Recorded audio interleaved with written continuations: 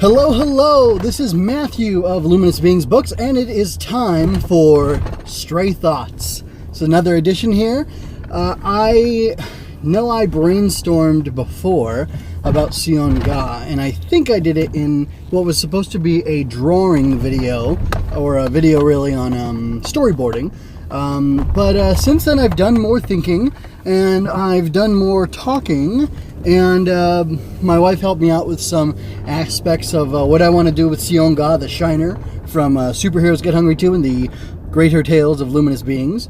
But I wanted to go ahead and take the opportunity while I'm headed back to the office to just kind of spitball and give a clue, or not really give a clue, clear stately like the direction that I want to take Sione Ga, the Shiner. And here we go. Maybe partially because I've been going through the Bible recently. I think I mentioned that before. I'm in the Gospels now. I'm actually in the book of Acts at the moment, and I keep going through. Something that struck me as funny is, you know what, I did talk about this, so I'll truncate it. There's a very interesting thing that happens with the prophets of the Tanakh, the old school, the so-called old school, the Old Testament. And something that happens with the Messiah's disciples and apostles in the book of Acts. And that's as they're going along, they just kind of encounter people, and it feels very random. And I'm sure it's because of the manner of the prose, of the biblical prose. But it definitely inspired me to say, well, why can't I have a character be like that? And actually, this is kind of leaning into shadow font territory, but I feel comfortable sharing it. It actually reminded me when I was thinking about how the encounters happened and how they were resolved by the heroes in each individual biblical story, so to speak. It made me think about Japanese tokusatsu Kamen Rider Black from 1987, the year of my birth, actually, which I think the actor Tetsuro Kurata, who plays Minami Kotaro or Kamen Rider Black, I think he has got a lot of charm and he's a very charismatic person, which is part of the appeal of it. But also, I guess I'm not one of these like 80s kids Stranger Things, Ready Player One fans, because I don't know what a Goonie is or a bunch of stuff like that. I just happen to identify with certain things in some media from I think the mid to late 80s. I don't per se enjoy things because they're from the 80s. I think the 80s just happen to have a lot of aesthetic things I like. I particularly enjoy the way 80s Japanese animation looks. I like the character designs that came out of there. I kind of like 80s hair in general. I mean, not some of the more wild things, but there's a very there's a cross section of it that I think is pretty great, and this is all relevant, believe it or not. But there was like a musical aesthetic that I really enjoy. Anyway, so Kamen Rider Black has all those things. Something that fans and maybe non-fans of the show lampoon is the fact that the main character, Minami Kotaro, every time he encounters something odd or out of place, or a little kid crying or something, and there's something wrong, one of their relatives has gone missing or something like that, he calls out the name of the evil organization who would have him be their king, and who's trying to take over the world. He says, "Golgum," or "This must be a Golgum plot." And there's even like an infographic meme type thing that is like a joke. It's like like one of those decision trees that, is something weird happening? Yes. And then it's an arrow, and then it says, no, then it's not a Golgum plot, or start over, or whatever. And then yes, is there this involved? Et cetera, until like, oh, it must be a Golgum plot. So it all boils down to that. So anyway, so he's going about, he's trying to live his life, and he's trying to do certain things, this Kamen Rider Black character, and in the middle of it, he just stumbles across these Golgum plots, which are plots orchestrated by this Golgum organization, and they're three high priests, and one of them is a woman, anyway, to like upset the balance of Japan and throw it into chaos so that they can take over. I'll just keep it simple. Anyway, so what reminded me of that, or makes me think about that in conjunction with the biblical accounts, is that Jesus is walking along and then boom, there's a demon-possessed guy, or the apostles are going and then like, oh look, there's a guy who's his feet didn't work from the time he was born, and I think Peter heals him in the temple, stuff like that. So I like that. It's fun. It's an interesting way to. I like it. It's happening in the biblical lore, which I take as I take it, I accept it, and then it's happening in fiction, this fictional work, and it works very well in the fiction, and it works well in the biblical accounts as well. So I was thinking, well, why can't I take that for my fiction? Like, why does it have to be a complicated, overarching plot? A thing where there's a guy in a chair or a lady in a chair telling the hooded masked person to go out and attack somebody over here because they've hacked or whatever. Like, why do I need those contrivances? Why not just, if it's a plot contrivance anyway, why not have the character guided by something spiritual or their intuition or whatever? So here's what I'm thinking. Sione Ga is, I talked with my wife about this. So this is my idea for Sione Ga, the Shiner. For whatever reason, he gets his powers because of the good person he is. And he's chosen by God, basically, to be the recipient of these powers and go forth from his island home, his island nation, so to speak, and do good works and to help people. And he and his wife are religious, and basically they travel around. And she's an artist, and she sells stuff like on Etsy or whatever, a jewelry maker. My wife had that idea, and I think artist / jewelry maker, because you can probably do both fairly easily. And they live in an RV with their kid, and I don't know if his wife's pregnant. Well, anyway, at some point they end up having 2 kids, but I've only named one for sure, Samaria, and she's like, I don't know, 4 or 5 years old, something like that. Featured in a short story I finished telling recently, which was a pretty decent length short story that it's about Sione telling his daughter Samaria how he got his powers, and about the first person he saved with his powers, who turned out to be his wife. She ended up being his wife after he saved her at some point. So anyway, but basically, like, they travel around, and as they encounter things, or as they're stopping on their way, from one destination to the next, getting gas, or they get a flat tire or something like that, like, all these things are like divinely orchestrated, and he and his wife are kind of co-superhero. Like, he's the main guy, but she's important in his life, kind of like an Abraham and Sarah thing. Or, well, that's a bad example. I was going to say Ananias and Sapphira, but they were, evil. But there's other people in Acts where the couples are, both good, God-fearing people, and a couple of God-fearing Jews who accept Messiah, and they do good things, and they're noted for that. Hosting events or just whatever, right? So anyway, I was thinking about Sione and Penina. That's his wife, Penina Ga. Like, they're both like kind of in tune, and they're both spiritual, religious, what have you, and she'll tip him off to something, or he'll sense something, and they've kind of got an arrangement where there's this thing going on. We know I've got these powers, and they're a gift, and they should be used to help people, so that's what I'm going to do. And I don't know necessarily, like, if I want also an overarching plot in it, because I have this idea about when I was researching American Samoa, and Tonga Island, I can't remember. I was researching that area that anyway, I found out that a lot of young men, and maybe even young women, but I'm not 100% sure on that, will join the military, like, kind of just to get off the island and to get out into the world and explore. And I was thinking, oh, maybe he's been in the military before, but actually, in the short story, he's on his way to go see one of his relatives, who is a young man who's going to join the military.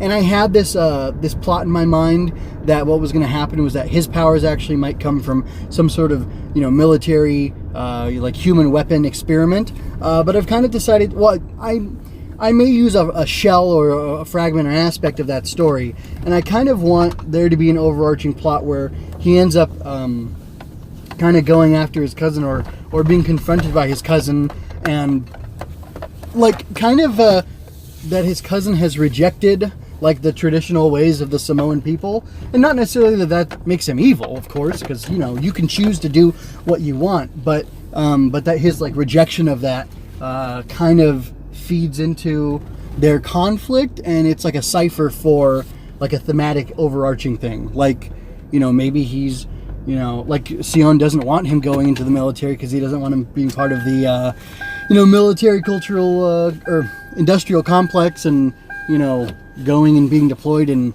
having to hurt and kill innocent people for, bad reasons. So,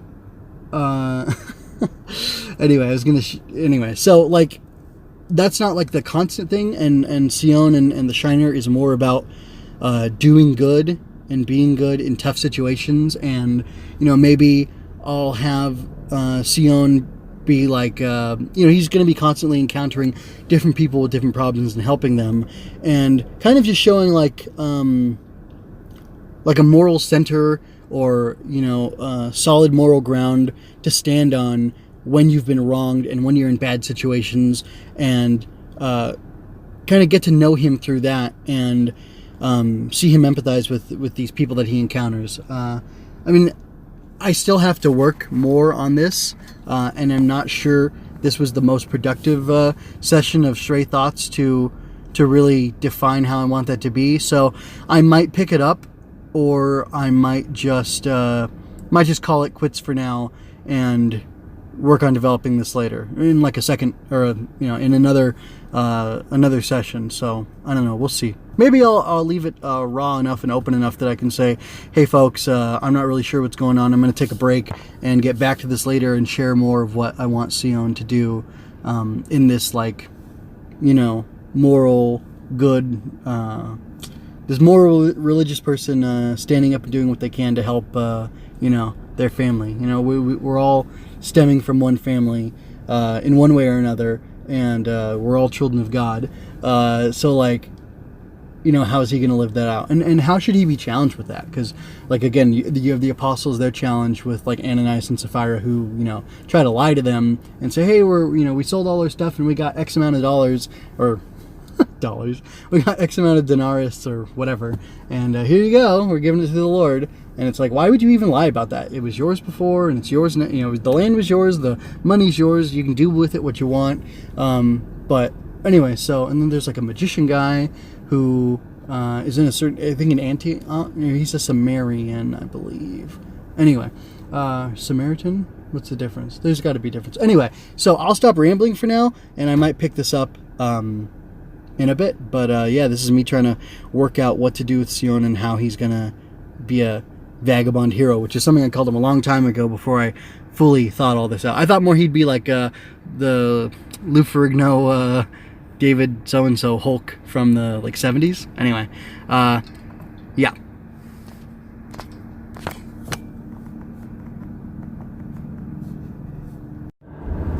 I have returned. I just listened to the last couple minutes, and I'm not going to repeat any of it because you just heard it. And I was thinking, I was at the gym this morning, really getting ripped and jacked. No, but I was at the gym this morning, and I was struggling to get through the exercises, particularly the running. Running is not my strong suit, it turns out. Anyway, I was trying to do my best and trying to push myself because I haven't been...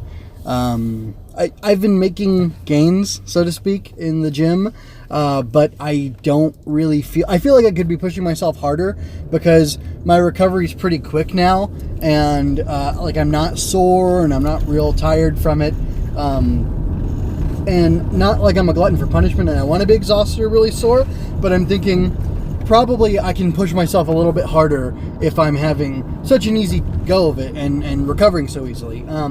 So I said to somebody there, or I was thinking to I was thinking about some of the people there, and how, I wanted their inner strength or their strength of will to just, keep pushing through and making it happen. And then as I kept exercising, I thought, you know what, I don't want their strength of will or whatever. I don't want their resolve. I want my resolve. I want my resolve to increase, and I want to challenge myself and to keep growing. And continuing to grow is a theme in my life, a leitmotif, as some people might say. And I just keep pushing myself to grow. I'm not claiming I'm great at it or that I've excelled or exceeded expectations and I'm breaking through barriers or anything like that, but I want to grow and I want to keep changing and I want to be better. And that's something that really drives me, I guess you could say. And I'm thinking about maybe incorporating that into Sione somehow. I can't remember if that had been part of him before in like an earlier draft, but anyway, I was thinking about this, like challenging the self. Like he can have all the physical strength and all the strength of creation, so to speak, or like the mineral world, like behind him or within his body.